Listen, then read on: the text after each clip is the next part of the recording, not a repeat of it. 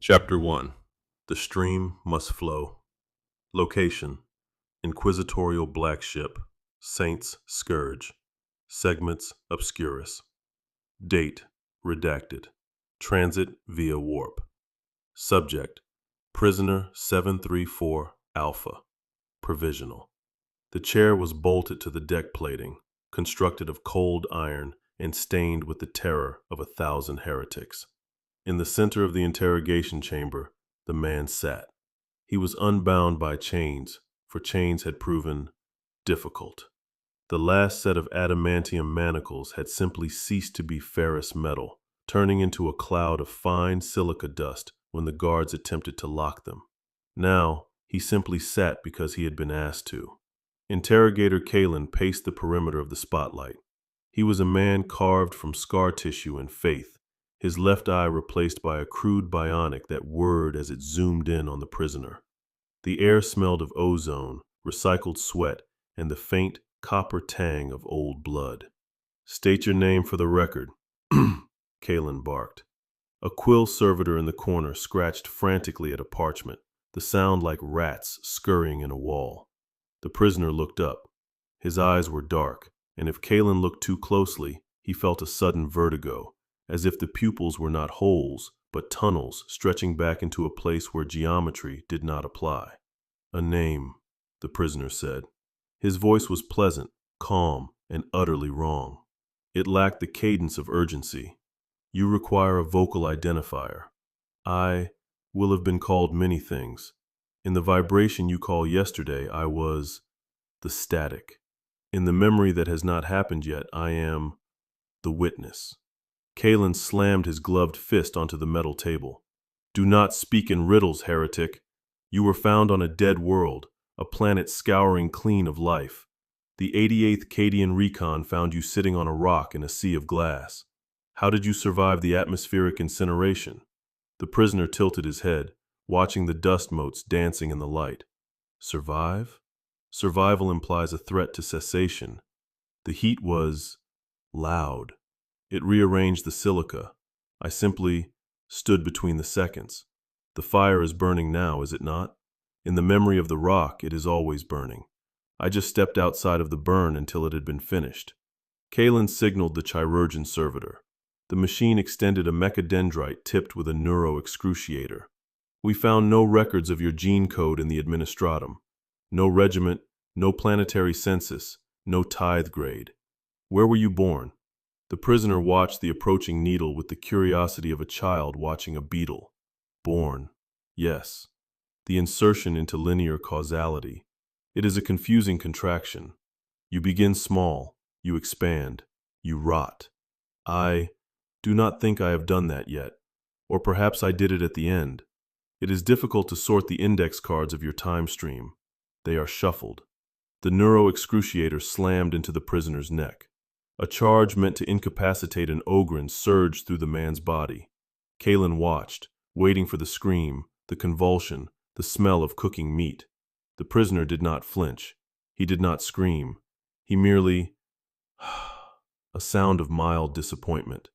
"Your nervous system is loud," the prisoner observed, as arcs of blue electricity danced over his skin, being absorbed into his pores rather than burning them. "This sensation, it is pain, yes?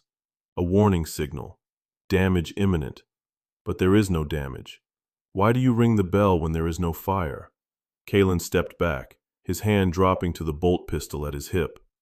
"Emperor's mercy. What are you?" "I am currently sitting," the prisoner said helpfully. "And you are currently afraid. Your cortisol levels are spiking. You are thinking of your daughter, the one who will have died? No, has died. On Vrax. You miss her." Kalen went pale. The blood drained from his face, leaving the scars standing out in stark white relief. "Silence! How do you know of Vrax?" "I can see the thread," the prisoner said, gesturing vaguely at the air around Kalen. "It is cut. A short thread, snapped by a stray round. You are holding the end of it, trying to tie it back together. It makes you heavy." "Get the witch cages!" Kalen roared to the stormtroopers guarding the blast door. "It's a psyker. Level Omega, initiate the... The heavy blast doors hissed open. The sudden change in pressure popped Kalen's ears. The room temperature dropped 10 degrees instantly. Frost began to crystallize on the iron table. "Belay that order," a voice commanded. It was a voice like a tomb door closing. Lord Inquisitor Hestia strode into the room. She was a terrifying figure, draped in a long coat of Grox leather, her power armor ornate and humming with a lethal charge. A psychically dampening hood obscured her face, but the golden rosette of the Inquisition shone on her chest. Behind her walked 2 gray knights, towering giants in silver armor, their nemesis force halberds crackling with anti-warp energy. Kalen fell to one knee immediately. "My Lord Hestia, the prisoner he is resisting standard interrogation. He absorbs high-voltage torture. He speaks with prescience." Hestia ignored her subordinate. She walked straight to the table, stopping 3 feet from the prisoner. The gray knights flanked her, their helmets locked on the seated man. They sensed it, the wrongness. The air around the prisoner didn't feel like the warp. It felt like nothing, a void where the warp should be. "Leave us," Hestia commanded. "My lord, he is dangerous." "I said, leave us, interrogator." Kalen scrambled out, taking the servitors with him. The blast door sealed, leaving the Inquisitor, the Astartes, and the Anomaly. Hestia lowered her hood. Her face was severe, scarred, and ancient, kept alive by juvenile treatments and sheer will. She placed a heavy, leather-bound folder on the table. "You killed a Necron overlord," she stated flatly, "and his royal guard, and his legion. We found the residue, atomic dismantling, not warp fire, not melta. You unmade them." The prisoner looked at the folder. "The metal men, they were rude. They wanted the silence. I do not like the silence. Silence is empty, no flavor. Who are you? I have psychic choirs screaming in agony just trying to look at you.